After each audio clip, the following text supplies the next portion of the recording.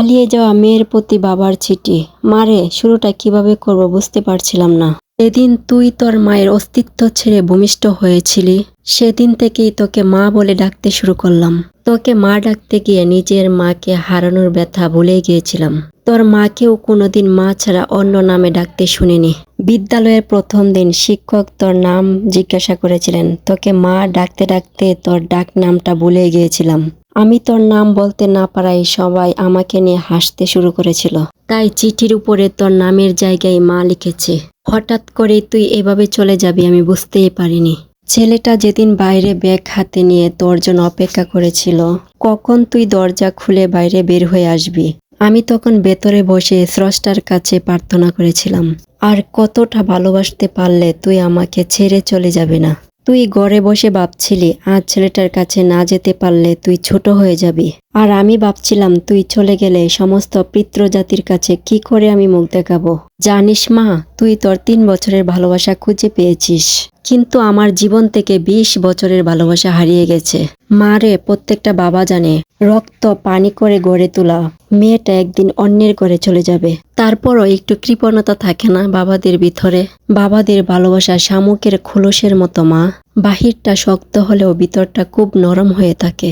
বাবারা সন্তানদের কতটা ভালোবাসে তা বোঝাতে পারে না, তবে অনেকটা ভালোবাসতে পারে। জানি মা, আমার লেখাগুলো পড়ে তোর খারাপ লাগতে পারে। কি করব বল? তোরা তো যৌবনে পা রাখার পর চোখ কান নাক সবকিছু দিয়ে বিবেচনা করে প্রেম করিস, কিন্তু যেদিন জানতে পারলাম তুই তোর মায়ের গর্ভে অবস্থান করছিস, তুই কালো না ফর্সা হবি, তুই ল্যাংড়া না প্রতিবন্ধী হবি, কোনো কিছু না ভেবেই তোর প্রেমে পড়েছিলাম, তাই এত কিছু লিখলাম আর কি। আমি জানি মা, তোদের সব সন্তানদের একটাই প্রশ্ন, বাবারা কেন তাদের ভালো লাগাটা সহজে মেনে নিতে চায় না। উত্তরটা তোর গাড়ি তোলা থাকলো, তুই যেদিন মা হবি সেদিন নিজে নিজে উত্তরটা পেয়ে যাবি। তোরা যখন একটা ছেলের হাত ধরে পালিয়ে যাস তখন ওই ছেলে যারা জীবনে কারো প্রয়োজন বোধ করিস না, কিন্তু একটা বাবা বুঝে তার জীবনে নিজের মেয়েটা কতটা প্রয়োজন। যেদিন তোর নানুর কাছ থেকে তোর মাকে গ্রহণ করেছিলাম সেদিনই প্রতিজ্ঞা করেছিলাম যে যদি মেয়ে হয় তাহলে মেয়েটাকে তার স্বামীর হাতে তুলে দিয়ে কন্যাদানের দায়িত্ব থেকে নিজেকে হালকা করব। তাই তোর প্রতি এত অভিমান। মারে, বাবার উপর রাগ করিস না। তোরা যদি অল্প দিনের ভালোবাসার জন্য ঘর ছেড়ে পালাতে পারিস, তাহলে আমরা 20 বছরের ভালোবাসার জন্য বেপরোয়া হব না কেন? বাবারা মেয়ে সন্তানের জন্ম দেওয়ার পরেই চিন্তা করতে থাকে, কেননা প্রতারণার ফাঁদে পড়ে পালিয়ে যাবে না তো। তাই মেয়েদের প্রতি প্রত্যেকটা বাবার এতটা নজরদারি। যদি মন কাঁদে চলে আসিস, বুক পেতে দেব।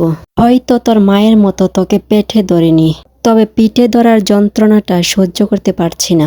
ইতি তোর জন্মদাতা অবাগা বাবা।